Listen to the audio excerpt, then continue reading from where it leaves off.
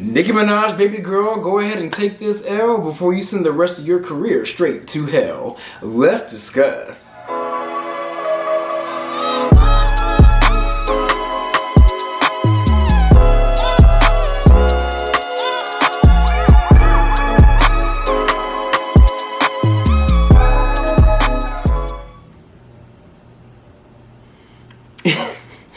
What's up, y'all? It's your boy Beasley here. I hope you all are staying cool, calm, and collected out there.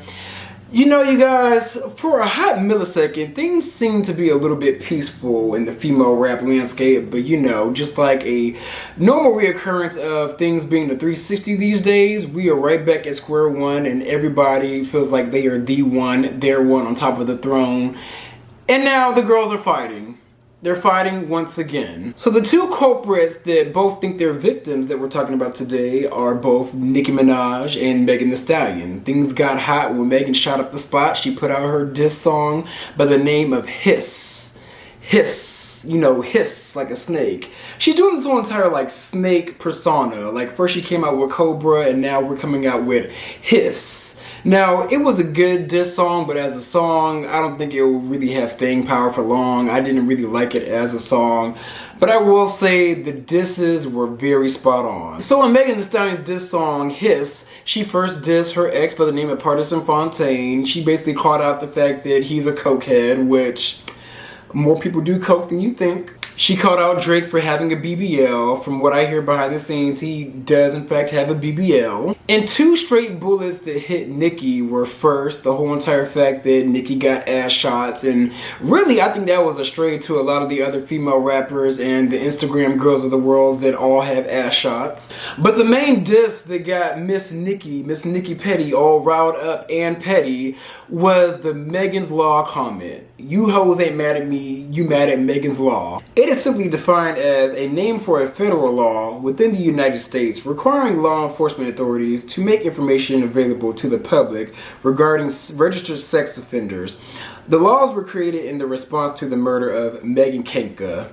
I hope I said her name right. Megan Kanka, whoever. Now we're gonna get into it a little bit later, but that Megan's Law line within that diss song literally made Nicki pressed and petty because it was a straight bullet that was spot on in regards to her husband. Like Nicki literally was ranting and raving for over 48 hours on every single social media platform that she has on Beyonce's internet, all because that straight bullet hit. It hit where it hurt. And in retaliation, she came out with her diss song by the name of Bigfoot, you know, making fun of the fact that Megan Thee Stallion is a big ass girl, basically. Like that's literally what it is. And to keep it all the way real with you guys, when it comes to Nicki's Bigfoot diss track, it was literally a piss terrible word salad topped with shit. I'm sleep. Take another break. I am so over it. I did not like none of it. Like, girl, it's giving drug addiction. Now, at the end, you gave a warning shot to Megan saying, baby girl, you don't want the next installment of this diss. Baby, I'm here to tell you that we don't want it. The Barbs don't want it. Nobody wants it. You can keep that shit because that diss was an absolute miss. And you know what? It's really funny because when you go back into history, when Remy Ma released Sheether, you know, in retaliation, Nicki Minaj released No Frauds. Even though I like No Frauds and listen to it to this day, No Frauds was a weak-ass diss track back at Remy Ma. Like, Nicki Minaj is not good at diss tracks or even battle rapping. Especially with the fact that you had to put Lil Wayne and Drake on that diss track. And it's like, why can't you stand on your own?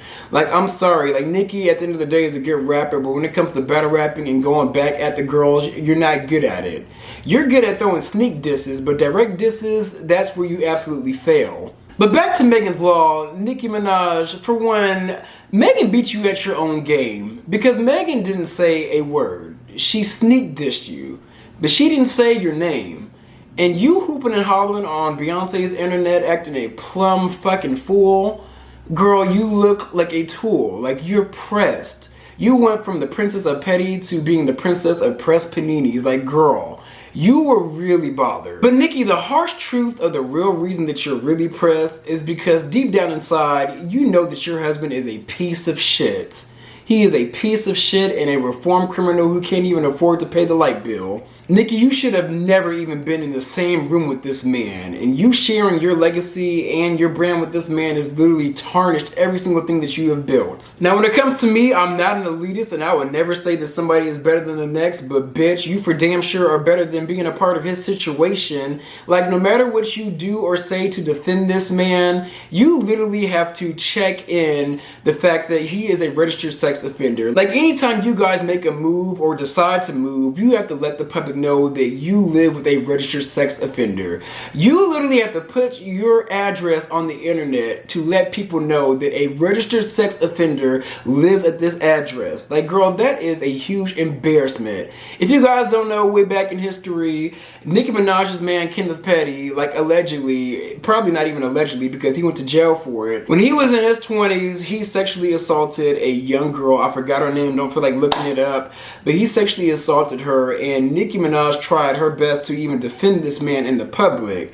She made excuses for him, basically saying like, oh, like it didn't happen. It was just a Karen white woman that basically accused him of like the R word. And first of all, girl, you fucked up there by even saying anything, especially with the fact that it wasn't a white woman. She was either mixed race or just light skinned. Like, girl, I mean, not that her race has anything to do with it. He did that shit. He did that shit and served time for that shit. Like, there's nothing you could say to defend this man. But back to Megan versus Nicki, you know, one thing that I've noticed that this literally is playing out like my favorite movie, The Mean Girls. If you guys have never seen The Mean Girls because you live under a rock and don't have good taste, you know, The Mean Girls was all about like these two characters by the name of Regina George and Katie Heron. You know, Megan Thee Stallion likes to say that she's the black Regina George. No, girl, you're Katie Heron. You were the country bumpkin that came into the industry trying to be friends with everybody, trying to get liked, moving from clique to clique until you hit a lick. And then you have Nicki Minaj, who's actually the black Regina George, who was the main mean girl that everybody wanted to be a part of, everybody wanted to kiss ass and get acceptance from. Everybody wanted to say that Nicki was their friend, their mentor, and literally Nicki was the one person that these younger like female rappers felt like was going to be the key to elevating their brand and pushing them out to the masses and pushing them out to success. But in reality, Nicki hasn't really elevated anybody's brand in my opinion, because where is Ice Spice? I'll wait. Low-key, when it comes to this Mean Girls comparison, Ice Spice is Gretchen Wieners and Sexy Red is Karen Smith. Gretchen, switch sides with Katie. But I'm always on your left. Well, that was when there were 3 of us, and now the tallest go in the middle. But the whole dance will be backwards. I'm always on your left. And right now you're getting on my last nerve. Switch. Look how red she is. You love him, and he totally complimented you. That is so fetch. Gretchen, stop trying to make fetch happen. It's not going to happen. But I make this Mean Girls comparison because Lindsay Lohan's character, Katie Heron, infiltrated the Mean Girl clique and literally knocked Regina George off of the Queen Bee throne. And we're literally seeing that in real time. Megan Thee Stallion befriended Nicki Minaj, betrayed her, and now, low-key, mark my words, in due time, Megan Thee Stallion will become the Queen Bee of the rap game. Especially because there's no other girl in the way. I mean, Sexy Red is over there, Ice Spice's career is being held captive by Nicki Minaj, and Cardi B is on the back burner. Cardi B, who's to say whenever we're getting that album? So, if Megan really plays her cards right, she will actually become the black Regina George within the female rap game. And from what I see, a lot of people are confused as to where this beef even started. To make a long story short, the beef started from WAP. That's literally what it is. Megan's hit song with Cardi B, WAP. In 2019, Megan Thee Stallion was on the rise in the industry and she was very thirsty. Like I said, she was moving from clique to clique in order to get a lick, and she really wanted a feature from Nicki Minaj. She got on Nicki's live stream and Nicki was a little hesitant, but she warmed up, and then bam, them two got together and they came up with the song Hot Girl Summer. Never mind the fact that Megan Thee Stallion actually shaded Cardi B within that live. We're going to get into that a little bit later. But they put out a song, Hot Girl Summer, and low-key the song was mediocre. But then 2020 came around, and Nicki Minaj and Cardi B literally shocked the whole entire world with that song WAP. WAP had a lot of people up in arms, and it was like one of the biggest singles of both of their careers, of both Megan Thee Stallion and Cardi B's careers. And Nicki was looking at the fact that, like, oh wow, so you literally shaded Cardi B, my enemy, on that live to get in my good graces, but then you turn around and you work with the op. And Nicki kind of just was feeling some type of way after that. And that's literally when she started dissing Megan, sneak dissing. And another reason that Nicki is pressed is because Megan Thee Stallion, like her music, even though it was good, it was not really selling like that. But homegirl ended up getting 3 Grammys within that year. Even performed WAP on the stage with Cardi B that year. And Nicki, no matter what she does, or no matter how good her songs are, she still does not have a Grammy.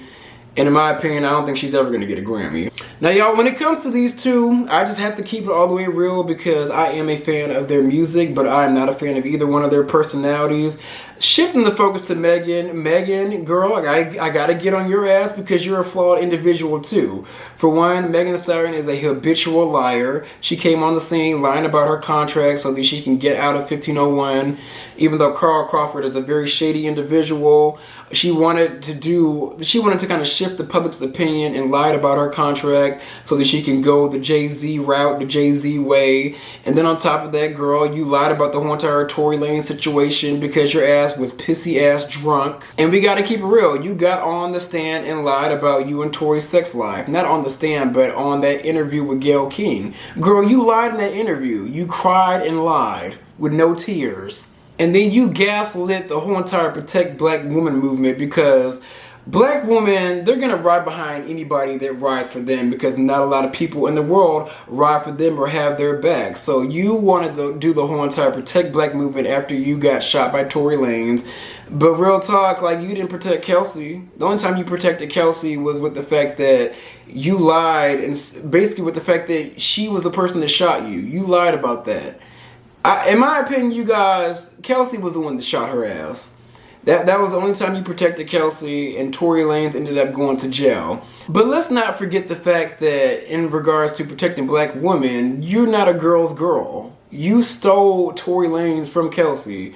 Kelsey was entertaining that little leprechaun before you. Kelsey got COVID and you moved into the whole entire scene and ended up dating this man. And it's literally like Jerry Mouse plowing Tom. Hey y'all, it's future me, Beasley. I saw something that I forgot to mention while I was editing. One important point that I want to point out about Megan's Law is the fact that when it comes to it, Megan, you're full of shit.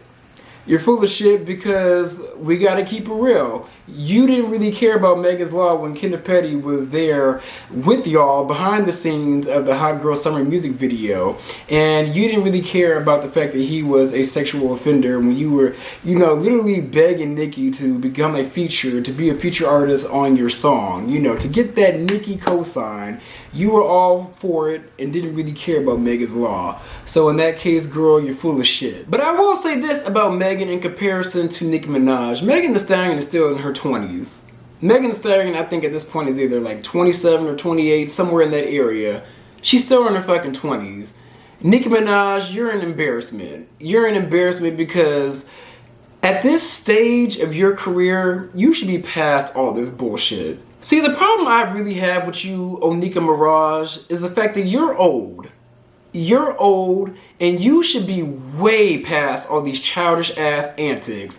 The way you were hooping and hollering on this internet, girl, I'm just like, what the fuck is wrong with you? Like I really think that she has a mental illness at this point. You're an embarrassment not because you constantly say you birthed these girls. You're an embarrassment because you are constantly beefing with these girls that you birthed. Like, all of the girls that you are beefing with are all in their early to mid to late 20s. They're all in their 20s when you were in your mid to late 40s. Like I said, Megan is in her 20s, and despite her being a user and a liar, she is doing what she needs to do when it comes to this rap game. Nicki, since you're the queen of this here, you should not be going back and forth with your younger peers. Yeah, you should be mentoring these girls. Like, you should be like literally giving props, laying back, and at this stage, you should have had your business in order. Like, you need an exit plan and a retirement plan because, like I've said in my Pink Friday 2 review, your time is up. Your time is coming to an end. You can't be rapping forever. You need to like be shifting into your Rihanna lane and cultivating a business that will make you a multi-millionaire, because you in this rap game is not going to give you the long-term monetary gain that you should really already have at this stage of your career, girl. Like when like you're looking over here, but not looking over there where Cardi B is becoming a multi-millionaire off of her little whipped cream vodka, or Rihanna's damn near a billionaire off of her Savage X Fenty line and her Fenty Beauty line. Like, girl, what are you doing? You need to get your shit together. And lastly, another reason why you're really pressed, Nicki, is because no matter how much you try to avoid it, you are getting the karma that you gave out to Lil' Kim. But it's on the grander scale because, for one, it's playing out on social media, and for two, before you stepped into the fold, Lil' Kim, despite her beefing with Foxy Brown, she was cool with a lot of other female rappers like Queen Latifah, MC Lyte, who else? Like all the other girls that were on the Ladies Night song. Like Lil' Kim, she was the queen bee, but she was cool with all the other queens. Like all the other girls could stand as queens alongside of her being the queen bee. You were fine with you being the only girl on top. And now you got all these girls coming on top of the spot, and now you got Megan Thee Stallion about to take your spot. You're literally getting your karma. You're getting your karma, and you're about to face your biggest fear, which is ending up like Lil' Kim. But baby girl Nicki, since this disc flopped, you need to just go ahead and fall back. You lost. You lost to Megan Thee Stallion. Go back into your corner, focus on this tour that's coming up, and focus on a retirement plan, because after this tour, girl, you need to exit stage left. Like, it's not going to get better for you in this rap game. You're not going to win a Grammy. Go in your corner and focus on your exit plan. But yeah, y'all, you know, I'm going to keep this brief because I don't want to sound like I'm complaining. But to keep it all the way real with you guys, I'm really starting to not give a fuck. Like, I'm starting to not really give a fuck about these celebrities and their drama and their bullshit, because at the end of the day, no matter how many times I dissect it, all of these bitches are richer than me. And maybe I need to step my game up and become the change I want to see. But I feel like we really need to get to a point where if we're going to uplift somebody, we need to uplift people that are like real and authentic and actually have like real talent and like a really good personality. Because I gotta keep it real. Like, I'm getting kind of like annoyed with these celebrities, their entitlement, their drama, and their unnecessary bullshit. Like, I'm getting tired of dissecting people that can move better than me because they have more monetary gain. But it is what it is. Let me know what you guys think about this whole entire situation. Those are my views. Be sure to like, comment, and subscribe. I'm gonna come back at you guys with some more content.